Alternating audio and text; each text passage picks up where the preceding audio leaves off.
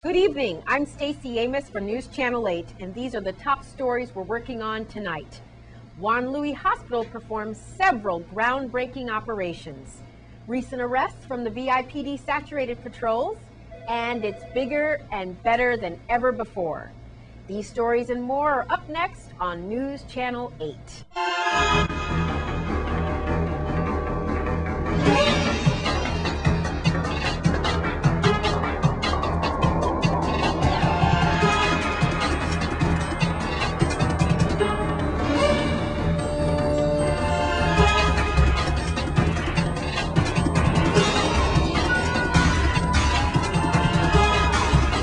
In our top story tonight, there have been several spinal surgeries done right here at our own Juan Louis Hospital on St. Croix. News Channel 8's Wes Small finds out that you no longer need to go off-island for quality medical care in most cases. Stacy, we're talking fusion, I would take it, with Deborah Appleyard. And congratulations, Doc. I got to tell you, I was expecting a much older person. Well, let's get some background on you before you get into these life-saving techniques that you've been blessing our territory with. Give me some background on Dr. Appleyard. Nice to meet you, Mr. Yes. Small. I'm originally from Massachusetts, and Sorry to hear that. The Giants just took care of that. I know, very sad, but we're very happy to be here in St. Croix, and I did my residency training at Brown University in Rhode Island, and a trauma fellowship, and then a fellowship in orthopedic spine surgery in North Carolina. So. Well, please tell us about your recent accolades here. You've been making headline news and history about some spinal operations that you're bringing here, and I'm very anxious to hear about that. Okay. Well, we're very pleased to be able to offer spine surgery now at Governor Juan Louis Hospital. So I've worked very closely with the administration and all of the staff here to make sure that we can provide state-of-the-art spine surgery care. We've bought a lot of new equipment. We have everything in place that we need, and we were able to do 3 substantial spine surgeries last week, and I was very impressed with our clinical staff, and everyone at Juan Louis Hospital really came together. So we can offer here exactly what I was offering to patients in North Carolina without the need to travel. So we're pretty excited about that. You really should be, Doc. I wanted to touch on that, but first, tell us about these life-saving procedures. I'd like to get into the spinal operations. Why is it so delicate? Because I always hear, never, ever let them cut you in the back. It's got to be like a life-saving situation before. Why is it so touchy with the spinal column? Yeah, well, it's a great question. I mean, I think there's a lot of information out there, and people nowadays are very educated and reading for themselves on the internet a lot. So it's important to do that and educate yourself. Not all spine problems, not all back problems require an operation, which is also important to know. In the right circumstances, it is a good idea to have an operation if your doctor has suggested that it's important for you. Now, it's not the right thing for every person, so it is good advice to be cautious about that. But when you have a nerve compression or a spinal cord compression that's significantly impacting your life, causing you pain every day, at that point it is a good idea to consult with your doctor and consider if an operation is right for you. Okay. So there's a lot of factors that go into that decision. Every case is different. Every case is different, and that's very important to know. So, and coming in to see me in the office doesn't mean that you are going to have surgery, that you even need surgery, but we can certainly provide you with the right advice. And, like I said, every patient that comes in is a little bit different. So if anyone has any questions or concerns or is living in pain, then it's a good idea to come in and be evaluated. Well, we certainly do have enough pain doctors on the island. I know that. And then now, so you're going to be here full time? I'm here full time. Yep. I moved here with my family. We love the island and we love the people here, and we're planning on living here for a long, long time. I know you've been busy, but they do let you have a day off to get to the beach, right? Every now and then we get to the beach. At Juan Louis Hospital, we're just off the cardiac center. And thank you very much, Doc. Good luck with you and your family in our territory, all right? Stay right here at Juan Louis, and they'll take care of you. Everything will be okay. I'm Wes Small for News Channel 8. In other news, recently the governor spoke out on allegations that came from an online publication. Let's take a look. Patently at fault. I mean, it's, I don't even know where it came from. Yeah. It came strictly out of the blue. I mean, there's no linkage in there to anything that I'm doing that would cause someone to do that. Apparently, the Daily Caller is goes after a certain high government official, the U.S. Department of Justice, and just linked me into it. But I see nothing in there for myself or the Attorney General that has any semblance of truth. Patently false. And we told them that. The part about that I find the most disturbing, to think that I would even hasten to embarrass myself, my family, my office, my community with such foolishness. And that's the part that I must say concerns me. And if it's for the theater of politics, that's fine. I can accept it. With the cutback on soap operas that's taking place on TV, I understand people need something else. And if that's why we're doing it and that's why they do it, that's okay. But I think it's permeating too much into our community and it's festering in how we treat people, it's festering in terms of the politics that we do, our opinions, and it's too easy to go there. And that's what disturbs me more than anything else. We'd like to thank Earl Morris for providing us with that footage. In other news, several suspects have been arrested recently during saturated patrols by the VIPD. VIPD spokesperson Melody Rames has more. Police on St. Thomas made several arrests during the weekend. 2 men were arrested for driving under the influence of alcohol, and 3 persons were arrested on domestic violence charges.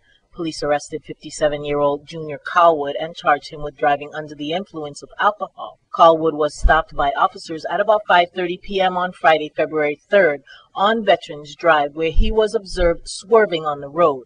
Police said Colwood smelled of alcohol and was incapable of performing the field sobriety test and breathalyzer test. His bail was set at $1,000. And on Saturday, February 4th, police arrested 51-year-old Felix Santana Jr., charging him with driving under the influence of alcohol. Police said Santana was staggering, smelled strongly of alcohol, and was incapable of performing the field sobriety test and breathalyzer test. His bail was set at $500. Both DUI suspects were remanded to the custody of the Bureau of Corrections, pending further court action. Shahid Abif, 34 years old, and Shernell Gerson, age 25, were both arrested following a domestic dispute at a private residence. The dispute occurred at about 3 p.m. on Saturday, February 4th. Police said Abif bit his girlfriend several times on her upper body, and Gerson also bit Abif and broke items in the home. Both suspects were charged with aggravated assault and battery domestic violence, and Gerson was also charged with destruction to property domestic violence. Both suspects were held without bail due to the domestic violence law, pending further court action. And finally, Randolph Dunlop, age 26, was arrested after police obtained a report that Dunlop struck his niece, causing cuts and bruises. The incident happened at about 3:30 p.m. on Sunday, February 5th, at a private residence. Dunlop was charged with assault third-degree domestic violence, and he was held without bail pending further court action. Thanks, Melody. And a 21-year-old St. Thomas man has been arrested for firing shots during a basketball game. Here's Melody Rames once again. Criminal Intelligence Unit agents on St. Thomas arrested 21-year-old Alex A. Harris after he was positively identified as the person who fired gunshots on the campus of the Ivana E. Dora Kent High School on January 28th. Police said Harris was involved in a shootout that occurred during a basketball tournament at the school. Harris was arrested at about 2 p.m. on Saturday, February 4th, after he was positively identified as one of the persons who was involved in the shootout that occurred in the parking lot near the gym and basketball court. Police said more than 100 students and spectators were in the area at the time. However, no one was injured. At least 3 parked vehicles were damaged by gunfire, police said. Harris was charged with reckless endangerment first degree and possession of an unlicensed firearm. His bail was set at $100,000, which he was unable to post. He was remanded to the custody of the Bureau of Corrections, pending further court action. This case remains open, and police are seeking additional suspects. Anyone with any information about this shooting is asked to call detectives at 715-5534, 715-5545, or you can call Crime Stoppers USVI at 1-800-222-TIPS. And when we come back, President Obama bigs up the VI. We'll be right back.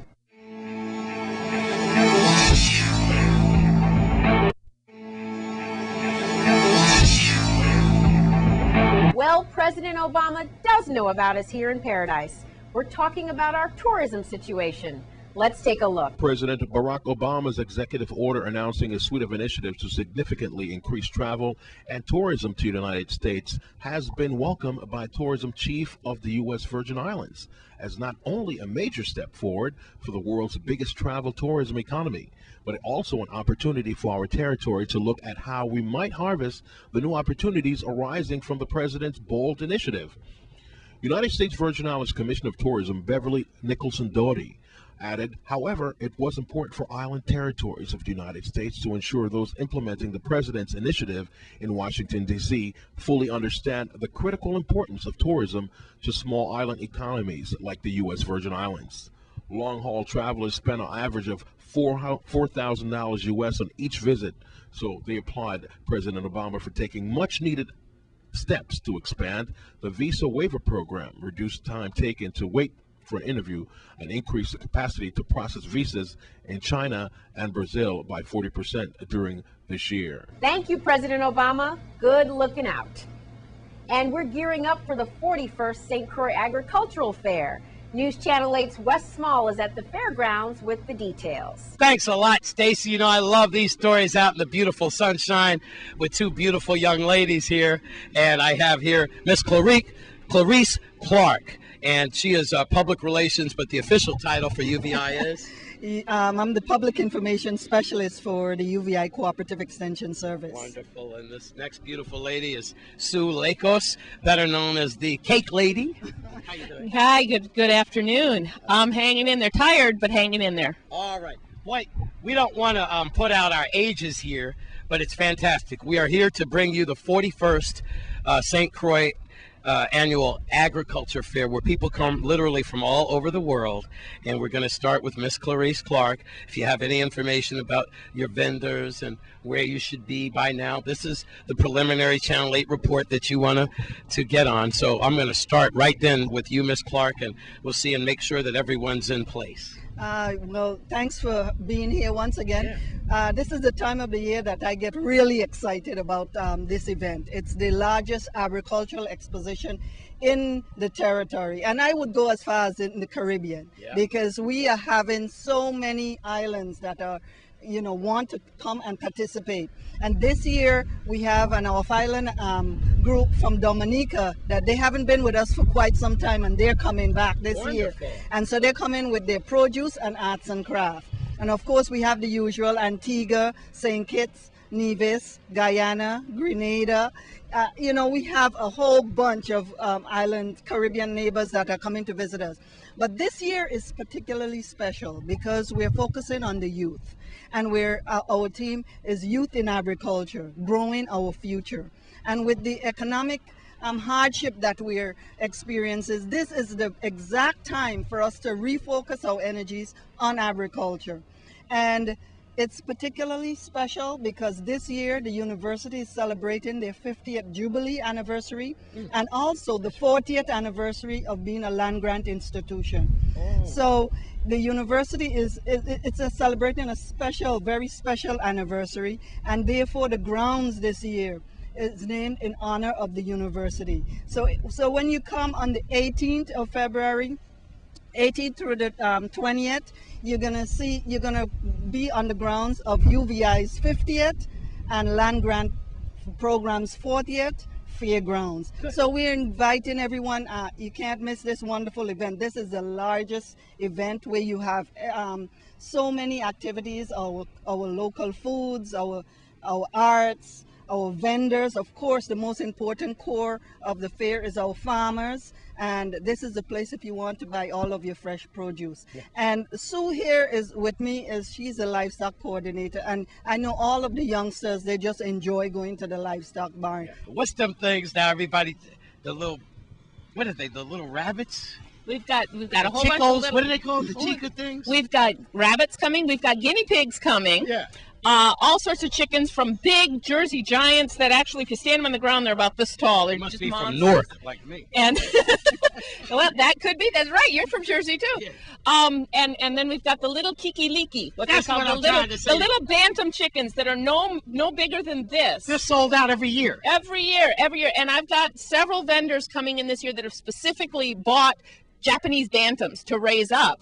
And the Japanese bantams are about this big, What are they? big long tails. They're the miniature chickens that are teeny tiny, but they have big long tails on them and really cute. If somebody hasn't signed up yet, I hope it's not too late. What can and y'all have meetings, right? So let's give up those numbers about y'all meetings. Well, first of all, I would like to say that we have no space available, none at all. Matter of fact, the first day we announced applications are available by noon. Well, as the cameraman pans, I guess that's why. Look, yes. These are the places where they'll be? Yes, these are the arts and craft and vendors are going to be here. And then, of course, you know, the grounds is so large that we have different areas that are specific to different activities. On the eastern side is the food pavilion, and this year the food pavilion is named in honor of Corinne Messer. Miss Messer. Milligan, yes. And of course, the livestock pavilion this year is in honor of Annalie Farms. Annalie Farms. Yes,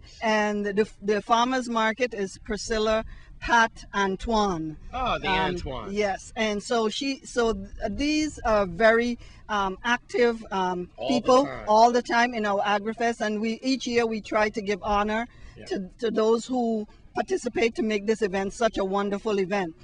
Of course, the gates open at 9 on Saturday morning. What's that date again? It's President's Day weekend. Yes, President's Day weekend, February 18th. 18th. Our opening ceremony starts at 10. And of course, that's where we give out our large awards, our Farmer of the Year awards. And the entrance fee is the same like last year. It's $6 for adults, $4 for seniors, and $3 for children 12 and under. That's wonderful. All right, and for more information, how can they contact you about the Ag Fair? Call the Department of Agriculture? Yes, you could call the department at 778-0998, or you could call myself, Clarice Clark, at the University, 692-4060. The 41st Annual St. Croix Agriculture Fair. We'll see you here. I'm Wes Small for News Channel 8. Thanks, Wes. I'm looking forward to the agricultural fair myself. I always get good gooseberry stew when I'm there. And we'll be right back with an update on the Man Up workshop from UVI. We'll be right back.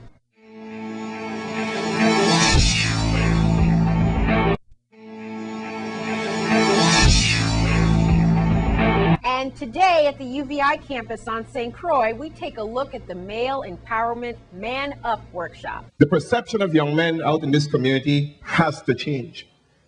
It has to change. And it has to start with you, each and every one of you. How you dress, how we talk, how we address one another. It all starts with respect. Somewhere along the lines in this community, we've lost that for one another. And today is a big start in helping each and every one of you get it back. So we need you to pay attention, to be engaged, to be honest with yourselves. Take a good look at where we are. Some of you are here with some real challenges in your lives, and we cannot allow your circumstances to dictate your reality. We need to learn from them, experience them, and man up when it comes to being honest. Man up when it comes to having true character. Man up when it comes to doing your education. And most of all, again, education without character means it's incomplete. Something that is said today can change your life. That may sound unrealistic, but it is very, very real. So please embrace this experience as a life-changing experience for yourself. Regardless of what the person next to you may be saying or doing, they can't change your life. Only you can if you receive what is being shared. And the second thing is that I know that it is very easy for some of you to believe that college is something that is beyond your reach. That is not true. It is within your hands. We wanted to have this event on this campus so that you will know how close college is to you and to your life. It may be UVI, it may be someplace else, but know that this experience of higher education can change your life. Your success at home means that your parents, your grandparents, your family history says that you accomplished something because you had a dream and others were there to support you. That's what we're about here. That's what this initiative is about. This is what Man Up is about. It's not just about being a successful sports athlete and then forgetting everything. It's about making sure that you carry that level of success with you every day.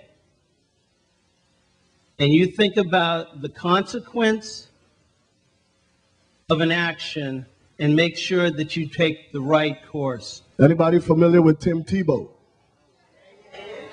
All right. Anybody know how to what we consider Tebowing? What is it? Can somebody show me? Ready? Don't dive, dog. We ain't got no insurance. All right. Yeah, give it up, man. That's Tebowing right there, all right? You can keep the water. That's your gift.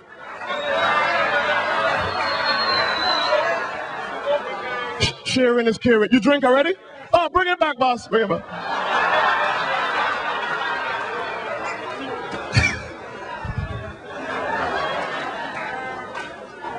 All right. Now, I did that just so you know that he went to the University of Florida when my sister went to the University of Florida.